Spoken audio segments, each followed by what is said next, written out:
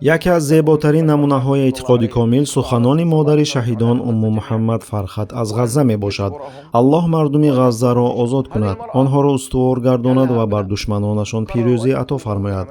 ин зан модаре буд ки писаронаш тасмим гирифтанд амалиёти фидоиро алайҳи саҳюнистон анҷом диҳанд.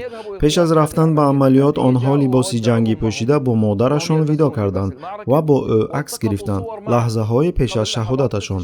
пас аз шаҳодати онҳо як рӯзноманигор бо маломат ба умму муҳаммад гуфт: чаро шумо онҳоро боз надоштед? чаро ба онҳо иҷозат додед то бираванд?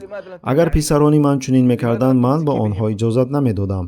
умму муҳаммад бо табассум посух дод: чун соати марги онҳо пешакин муқаррар шудааст, ман ҳеҷ коре карда наметавонам. агар монеъ шавам, ӯ ба ҳар ҳол дар ҳамон вақт мемурд, шояд дар садамаи нақлиётӣ, шояд аз тири тасодуфӣ.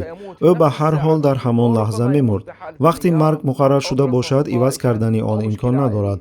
пас агар мурдан насиб бошад, беҳтар аст ки дар роҳи Аллоҳ бимирад. ин ҳикоя нишон медиҳад ки дарки амиқи тавҳид чӣ гуна ба инсон имкон медиҳад ки бидуни тарс аз марг дар ҳаёт зиндагӣ кунад.